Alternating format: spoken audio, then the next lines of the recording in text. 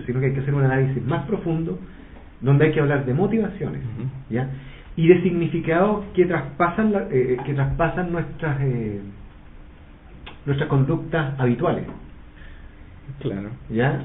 Por ejemplo, por ese el no asesinarás también es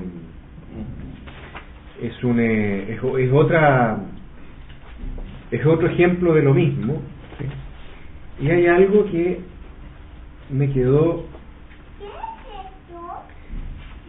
y que es bueno repetirlo, y que es que el fin de la ley es Cristo. ¿Ya? Y otro detalle importante: si Cristo vive en nuestro corazón, o sea, si Dios ya se ha hecho en nosotros, la ley se acaba. ¿Ya? ¿Por qué? Porque obviamente Dios es la ley. ¿Ya? Hay que explicar eso. ¿Ya? Entonces, cuando Cristo entra en uno, y vamos a hablar de cuando realmente el hombre se convierte en imagen y semejanza a Dios, porque en el fondo eso es lo que quiere, eso es lo que busca Cristo, ¿ya? Al limpiar nuestros pecados, ¿ya? Al sacrificio de la sangre, es buscar esa imagen y semejanza original que el hombre tenía con Dios, ¿ya? Y que nosotros, cuando la tengamos, ya no es necesaria la ley. No sé si quieres profundizar Sí, mira, hay un detalle. Quiero ver, ¿no? O sea, vamos a ver si me sale así. Ya, en la Biblia se distinguen 4 periodos grandes. Uno que tiene que ver con antes de la caída del hombre. Acá está el Edén, digamos, aquí está el paraíso y todo eso. Hollywood, digamos. Edén. Ya, aquí estaba Adán y Aspirucha. Ya, se cae Adán y muere Adán, sale disparado, digamos, acá. Y acá está Cristo. Hace su aparición en el año 0. Y hay un periodo que se le denomina el periodo de la ley, donde Pablo dice el periodo de la ley, digamos, básicamente Moisés, digamos.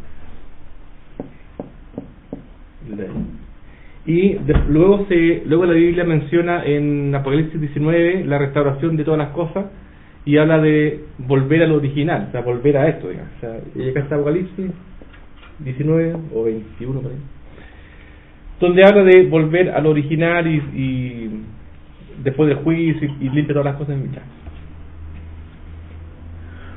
El punto está en que la ley acá tiene, como dice Rodolfo, tiene una relación con los hechos. El tipo que roba es porque se puede probar que robó. O sea, en otras palabras, había una ovejita y ahora no está la ovejita. Si no está la ovejita y las ovejitas no desaparecen, tampoco son abducidas, entonces alguien se la robó.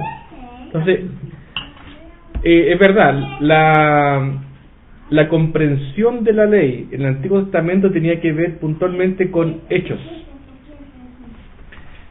Sin embargo, y la gente tiende a pensar, y la gente tiende a pensar de que la ley vino con Moisés, Sinaí, las 2 tablas, en fin, ya, como que vino con Moisés. Y pareciera ser, y Jesús lo dice, yo no vine a abrogar la ley, sino que cumplirla. Hace una amplificación, no una reinterpretación, sino que amplifica la interpretación, indicando que, porque Dios es el mismo, no ha cambiado nunca. Por ende, si no ha cambiado nunca, Dios siempre dice lo que siempre dice. No sé si dice, ¿sí? Dios nunca dice una cosa en un tiempo y después dice, mira, lo que pasa es que yo antes dije una cosa, pero ahora voy a decir otra cosa. No, Dios siempre dice lo mismo siempre. Por ende, lo que Dios en la figura de Cristo dijo es como que si también lo hubiera querido decir acá. Cuando Jesús dice, no matarás, porque Jesús lo dice, oíste que fue dicho. Mejor le hablo, está en Mateo, veámoslo, está en Mateo 5, para no, veamos tal cual, porque es interesante eso. Mateo 5, verso 21. 21 y 22. ¿Puedes leerlo, Nati? Mateo 5, 21 y 22. oísteis que fue dicho a los antiguos, no matarás, y cualquiera que matare será culpable de su Pausa. Ahí está recordando la ley que tenía interpretación sobre hechos. Y después agrega, 22. Pero yo os digo que cualquiera que se enoje contra su hermano será culpable de juicio, y cualquiera que diga necio a su hermano será culpable ante el concilio, y cualquiera que diga fatuo quedará expuesto al infierno de fuego. En otras palabras, tal como lo dice Rodolfo, la ley en el fondo no está intentando juzgar un hecho, sino que está intentando en el fondo está intentando mostrar además la condición del hombre. El hombre no peca porque cometió un pecado, el hombre peca porque es pecador. El hombre peca antes de cometer pecado, en el fondo. Y es heavy porque si la ley, lo que Dios dijo, era válido aquí y era válido allá, también es válido acá. Entonces, concebir la ley como un listado era lo que no tenía que hacerse. Y justamente, cuando Jesús critica a los fariseos, les dice, ustedes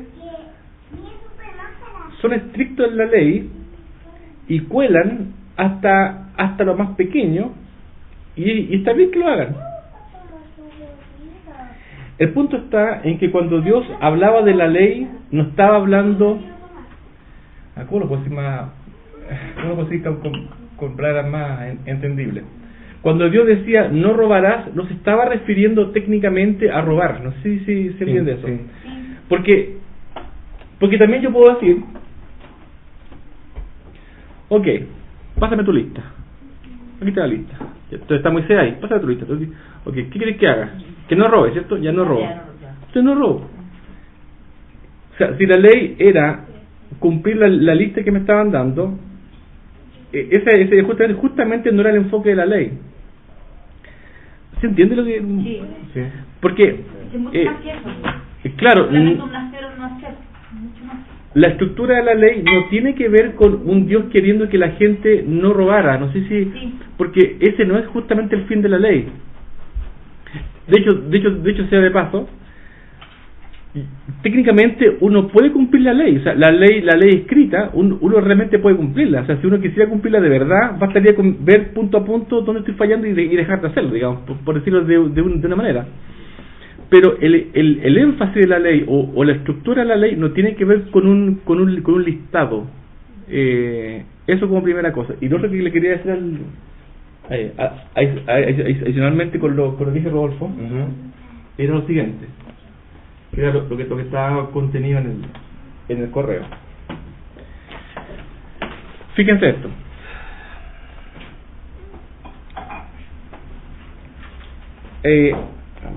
Mejor lo voy a rayar así.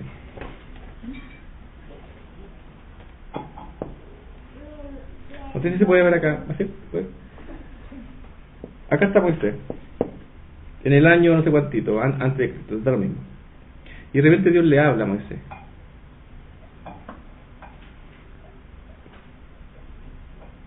Si yo me quedo con esa imagen de alguien que le habla a otra persona, me voy a quedar como una conversación de dos personas que se hablan y alguien le da algo a alguien. Lo que estaba sucediendo es que Dios estaba manifestando a la creación. Pero bueno. Dios estaba manifestando a la creación.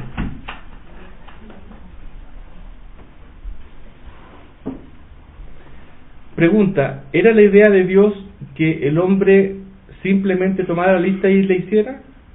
¿Ese era el objetivo de la ley? No. Claramente no era el objetivo de la ley. Entonces, ¿por qué Dios me dio la ley? Eso se responde cuando dice condiciones para la promulgación de la ley. Claro. ¿Por qué la ley se originó? Exactamente. ¿Ya? Pero hay una pregunta anterior. Cuando Jesús dice, oíste que fue dicho, mas yo os digo, y agrega entre comillas, una nueva condición del cumplimiento de la ley,